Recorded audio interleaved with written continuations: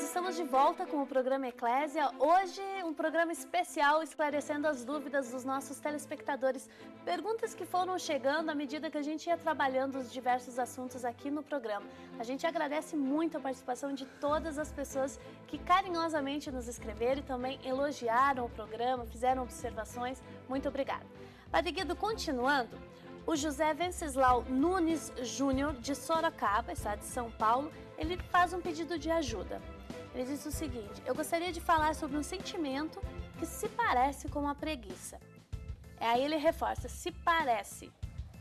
É um peso, Padre Guido, que tem em minha casa. É um sentimento de pesar, um bloqueio.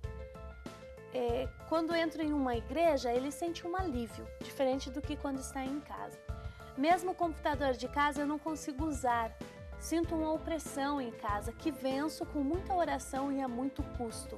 Eu acho que aliado ao José, diante desse questionamento, tem tantas outras pessoas que no ambiente familiar sentem uma situação assim. O que o senhor gostaria de dizer?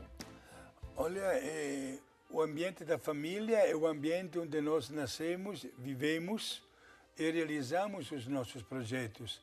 É normal que haja também contrastes de entendimento, de idade, de ideais. É normal isso. Inclusive, este fenômeno, devido até a diferença de idade, leva a posturas nem sempre que vão de acordo. Eu vejo isso em qualquer família, vejo isso também nas comunidades religiosas, e às vezes na casa de religiosas, jovens com 20 anos que convivem com aquele de 90 anos, tem 70 anos no meio. E, portanto, uma diferença de mentalidades, de estilo de vida, de ação.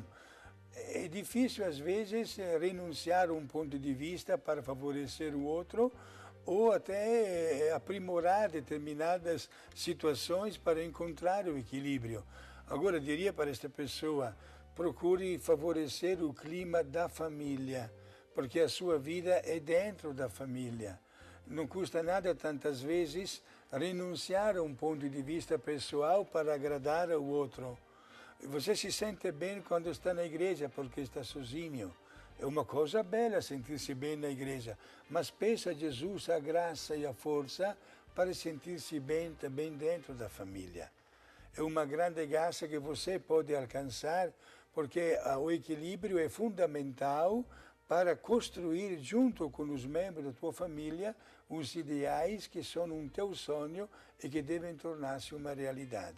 Nesses casos, pedir ao pároco do local em que ele mora, para que vá na sua casa, também, faça uma bênção também? Sim, que reúne a família, que faça uma visita, que dê uma bênção, sim, uma coisa muito bela. Pode fazer isso. Eu vou te acompanhar também com a minha oração. Com certeza, a oração do Padre Guido sempre faz muito bem para a gente. Posso falar pessoalmente. Então, José, muito obrigada pelo seu e-mail e a gente espera poder te ter ajudado com essas palavras do Padre Guido. Bom, o Francisco, ele mora em Rio Claro, São Paulo, e ele também pede ajuda. Ele diz o seguinte: participo da Santa Missa todo domingo e costumo me confessar pelo menos uma vez por ano. Tenho uma dúvida que me segue desde mais ou menos os 15 anos de idade. É pecado pedir a Deus para que a hora da minha morte seja antecipada? Ou seja, pedir a Deus para que Ele me conceda a graça de morrer logo? Faço essa pergunta porque desde minha juventude tenho vontade de morrer.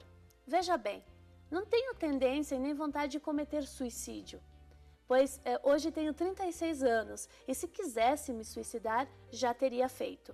O fato é que não quero mais estar aqui neste mundo e desde então venho pedindo sempre em oração e mesmo oferecendo a missa em intenção da abreviação da hora da minha morte.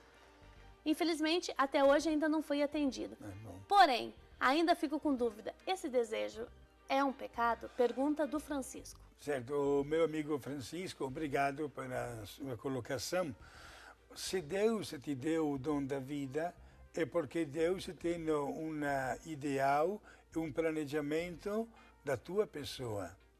Portanto, a vida é um dom que você deve apreciar através do uso da tua inteligência, da tua vontade e da tua liberdade. Desejar a morte, sinceramente, não está certo. Porque Deus te deu a vida, quem é você para ir contra Deus? Se Deus conta com a tua possibilidade de realizações de tantos ideais, é porque Deus te deu esta capacidade. Procura mudar este modo de ser e de agir. Procure pensar que cada momento da tua vida você é um instrumento diante de Deus para fazer aquele bem que nunca te será tirado. Vou rezar para você também para que se encontre com Deus e possa voltar a sorrir e agradecer a Deus pelas oportunidades que diariamente te oferece para crescer nos valores da vida. Nesse caso, também a ajuda de um sacerdote que acompanha. É muito importante, sim. Aliás, você acaba de dizer, obrigado pela sua sinceridade, que vai à missa e que costuma confessar-se pelo menos uma vez ao ano. Procure confessar-se mais vezes.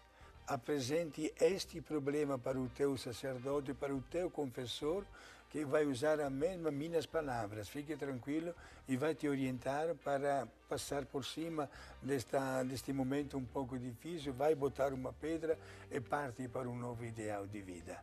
Francisco, muito obrigada pelo seu e-mail e também o Padre Guido está disponível, né, Padre? Se eu posso ter liberdade de falar, se você quiser uma outra orientação, certamente ele vai lhe atender, não é, Padre? Certo, estamos aqui para isso, né? Padre, a Gislaine, ela é de Gaspar, Santa Catarina. Opa! E ela faz uma pergunta sobre os santos. Ela disse que passou a assistir o programa quando a mãe, a dona Osnilda, falou da TV Século XXI. Primeiramente, ela gostaria de parabenizar-nos pelo programa, porque ela acredita que é uma forte ferramenta para nos tornar mais cristãos e mais fortes em nossa fé. E também nos ajuda a entender melhor sobre a nossa igreja. E ela tem uma curiosidade. Por que é que somente a Igreja Católica acredita em santos? Por que as outras religiões condenam tanto essa fé devotada aos santos em nossa igreja? O nome desta pessoa? É a Gislaine de Gaspar, Santa Catarina. Senhor Gislaine, em primeiro lugar, não é verdade que somente a Igreja Católica acredita nos santos. Temos também a Igreja Ortodoxa, que tem o mesmo culto para os santos como nós, seja para os santos como também para Nossa Senhora, idêntico, como também a mesma manifestação e vitalidade dos 7 sacramentos. A Igreja venera os santos como modelos verdadeiros de santidade que nos estimulam a serem como eles. Os protestantes acabaram não somente não acreditando, mas também tirando as imagens dos santos das igrejas, certo?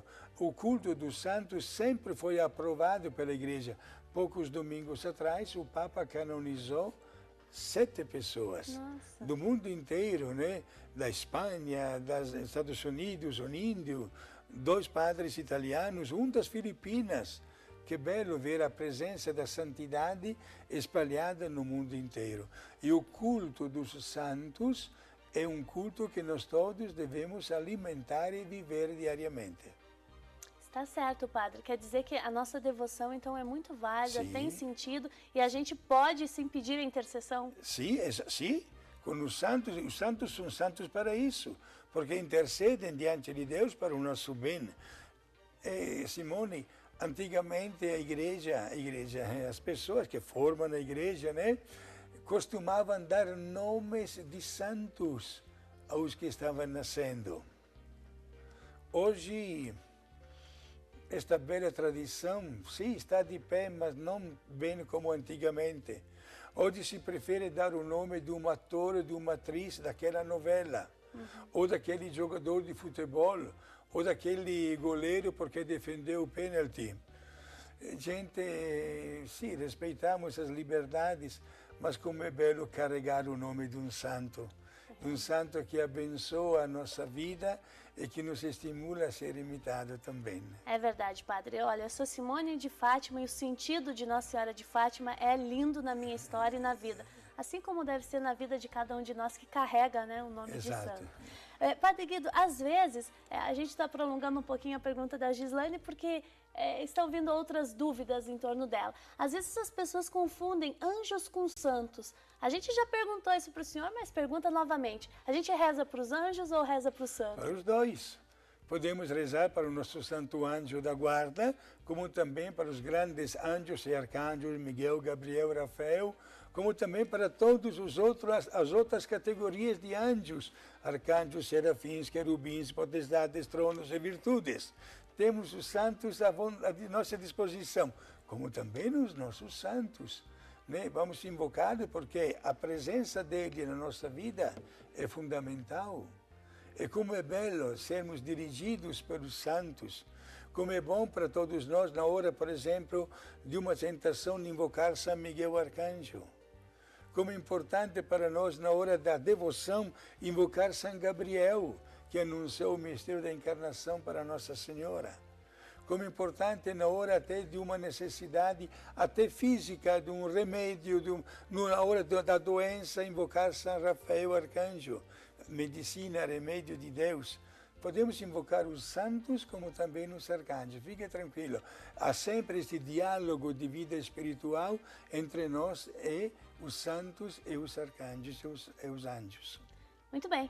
Então, que tal a gente ir bem pertinho da história de alguns santos e da história da própria igreja? O que eu estou falando?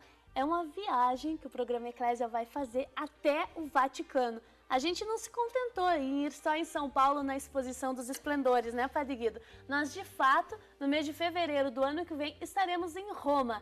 Vai ser uma belíssima experiência, né, Padre? Exato, né? Vai ser um pouco frio o período do ano, né? Mas pelo conteúdo e pela riqueza deste conteúdo, desse patrimônio artístico, histórico, vale a pena, né? E não somente visitando Roma, iremos também visitar o santuário do Santo Padre Pio, lá no San Giovanni Rotondo, e também visitaremos o Santuário do Milagre Eucarístico di Lanciano, e depois uma bela parada também em Assis, visitando a terra de São Francisco de Assis, para subir depois na terra de Santo Antônio di Padua e terminar a nossa viagem nas gôndolas de Veneza. Tá certo, mas olha, não é só a equipe do Eclésia que vai para Roma. O nosso convite se estende para cada um de vocês que estão nos assistindo. Se querem viajar com a gente, quer ir para Roma o ano que vem? Então entre em contato com a US Travel. Tá passando aqui, ó, o telefone da empresa que está organizando a nossa viagem. E você poderá ir conosco até lá. Vai ser uma experiência incrível, a gente vai gravar programas lá e também vai poder conviver com cada um de vocês, partilhar a nossa fé e conhecer mais, porque o Padre Guido é um italiano da gema e certamente ele vai nos orientar nessa viagem com muita propriedade. Então, participe, venha conosco, viaje. A gente vai metade de fevereiro do ano que vem, não é, Padre Guido? Tá certo, estarei à vossa disposição. Coincide com o período de alguns dias de descanso com os meus familiares e estou pronto para colaborar com todo o nosso belo grupo na visita da Itália. Então, participe, vem com a gente, você também. No próximo bloco, a gente volta falando um pouco mais sobre as questões que chegaram até nós, dos nossos telespectadores, esclarecendo, conversando com o Padre Guido. A gente volta já já.